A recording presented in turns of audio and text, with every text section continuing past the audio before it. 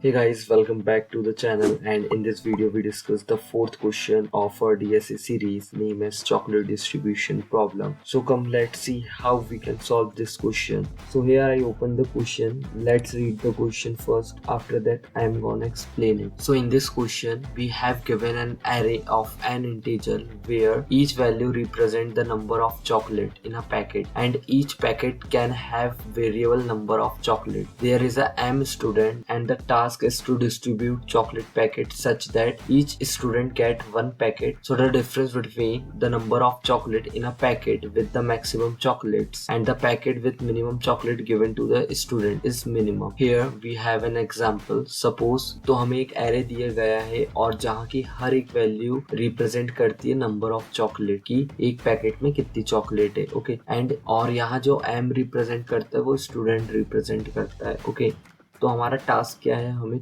Chocolate के packet को ऐसे डिस्ट्रीब्यूट करना है जो कि m मतलब जो जितने स्टूडेंट दिए हैं, जो मिनिमम चॉकलेट जिस स्टूडेंट को मिले और मैक्सिमम चॉकलेट जिस स्टूडेंट को मिले, उन दोनों का डिफरेंस मिनिमम होना चाहिए. तो सपोज हमारे पास यहाँ एक एरे है एक एग्जाम्पल में जिसपे हमारे पास 7 एलिमेंट है. ओके सो ये 7 जो एलिमेंट है ये नंबर ऑफ चॉकलेट है. तो हम ऐसा मान सकते हैं एक पैकेट में 7 चॉकलेट है, एक पैकेट में 3 चॉकलेट है, एक पैकेट में 2 चॉकलेट है, वाइस एंड वर्सा. और हमारे पास m की वैल्यू 3 दी गई है, मतलब हमारे पास टोटल 3 स्टूडेंट है. तो इस क्वेश्चन में क्या होगा, सपोज पहला जो वैल्यू मतलब हमें 3 स्टूडेंट पिक करना है. सपोज हम पहली बार में 7, 3 और 2 को पिक करते हैं. इस पे मिनिमम चॉकलेट की वैल्यू किसके पास है, 2 के पास है, और मैक्सिमम किसके पास है, 7 के पास है. इन दोनों का डिफरेंस कितना होगा, 5 होगा. इसी तरीके से हम फिर एक इंडेक्स आगे बढ़ जाएंगे, 3 to 4 का लेंगे. तो इन दोनों के बीच पे मिनिमम डिफरेंस कितना होगा, यहाँ मिनिमम वैल्यू 2 है और मैक्सिमम वैल्यू 4 है, डिफरेंस 2 का हो गया. इसी तरीके से हम 2, 4, 9 का लेंगे तो इस पे मिनिमम डिफरेंस कितना हो गया, 7 का हो गया. इसी तरीके से हम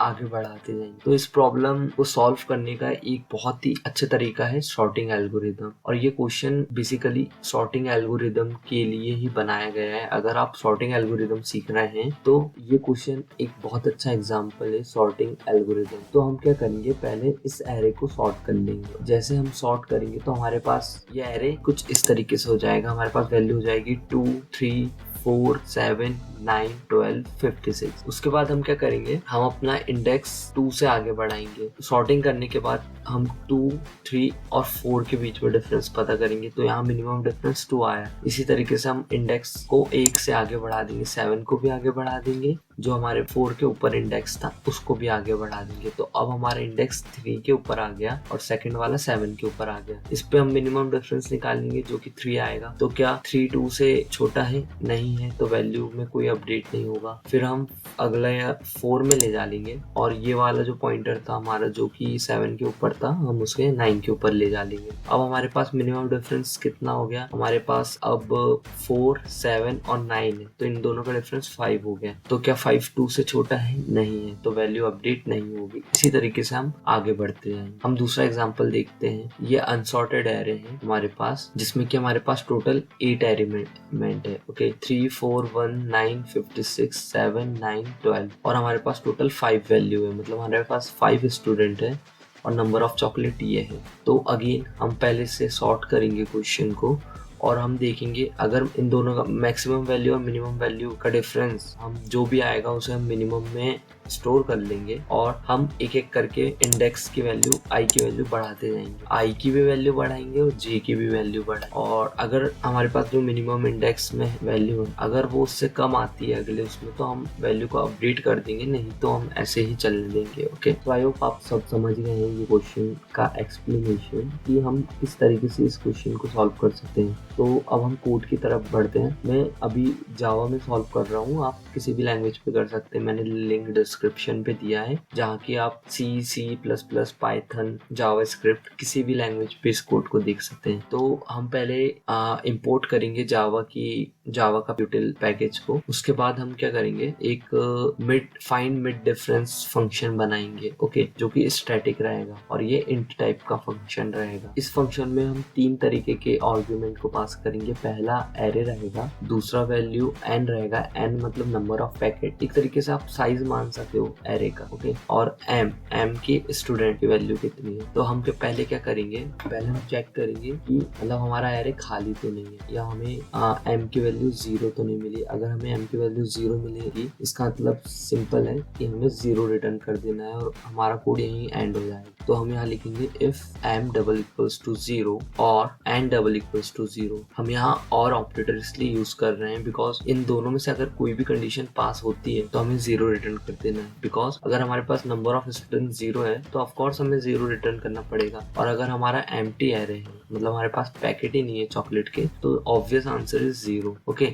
उसके बाद सेकंड स्टेप पे हम क्या करेंगे, हम सॉर्ट करेंगे एरे को। उसके लिए मैं एक प्रीडिफाइंड फंक्शन यूज कर रहा हूँ जो कि एरे डॉट सॉर्ट, और इसमें हम आर्गुमेंट पे हम एरे पास कर देंगे। तो इस तरीके से ये एरे सॉर्ट हो जाएगा। अब हमें एक और कंडीशन चेक करना है, नंबर ऑफ स्टूडेंट, मतलब एन की वैल्यू एम से छोटी नहीं होना चाहिए। सपोज नंबर ऑफ पैकेट 4 है बट हमें 5 स्टूडेंट को बांटना है, जो कि पॉसिबल नहीं है। इस कंडीशन में हम -1 रिटर्न कर देंगे, ओके। आफ्टर दैट अब हमें लार्जेस्ट वैल्यू को फाइंड करना है, तो यहाँ हमें सबसे लार्ज वैल्यू फाइंड करना है। अब जब हमें इंटीजर डॉट मैक्स वैल्यू का यूज करके मैक्सिमम वैल्यू निकाल सकते हैं, जो कि मैं स्टोर कर रहा हूँ min/diff में, ओके। अब हमें क्या करना है, हमें फाइंड करना है सब एरे फाइंड करना है जो कि हमें साइज दिया गया है एम, नंबर ऑफ स्टूडेंट का दिया गया है। सपोज हमारे पास ये एरे, ओके, तो हमें सब एरे की वैल्यू 5 दी गई है, तो हम एक सब एरे निकाल लेंगे इस तरीके से। और इसमें से हमें लास्ट वैल्यू और फर्स्ट वैल्यू निकालना है। अगर हमारा एरे सॉर्टेड है तो जो फर्स्ट वैल्यू रहेगी वो मिनिमम वैल्यू रहेगी और जो लास्ट वैल्यू रहेगी वो मैक्सिमम वैल्यू रहेगी। तो इसे निकालने के लिए हम पहले एक फॉर लूप लेंगे, हम i की वैल्यू 0 रखेंगे। आफ्टर दैट हम i plus m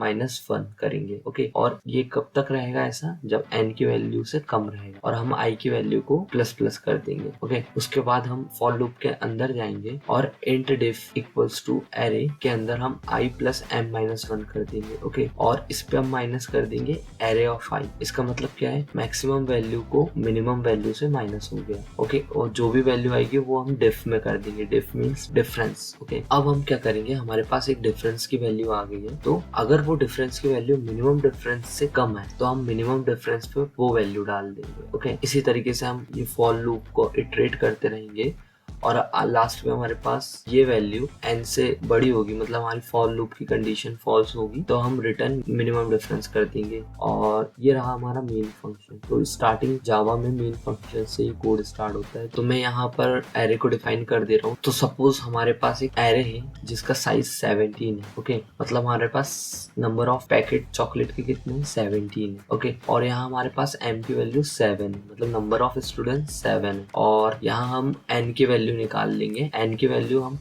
basically n में n means size of array रहेगा, तो एरे का साइज निकालने का सिंपल तरीका है, अब आप एरे का नाम लिखेंगे डॉट लेंथ लिख देंगे तो उससे एरे की लेंथ निकल जाएगी, ओके। और लास्ट पे हम system dot out dot println करके मिनिमम डिफरेंस इज जो भी हमारा ये फंक्शन रिटर्न करेगा उस वैल्यू को हम प्रिंट करवा लेंगे। तो ये रहा है चॉकलेट डिस्ट्रीब्यूशन प्रॉब्लम। ये प्रॉब्लम सॉर्टिंग एल्गोरिदम का बेस्ट एग्जांपल है। सपोज आप अगर सॉर्टिंग एल्गोरिदम सीख रहे हैं तो ये क्वेश्चन की हेल्प से आप सीख सकते हैं। इस क्वेश्चन को सॉल्व करने के और भी तरीके हो सकते हैं, लाइक ब्रूट फोर्स मेथड से भी हम सॉल्व कर सकते हैं, बट यहाँ में सॉर्टिंग एल्गोरिदम से मैंने सॉल्व किया हूँ, ओके। सो इस वीडियो के लिए इतना ही। Don't forget to subscribe and hit the notification bell so you won't miss any future DSA tutorial.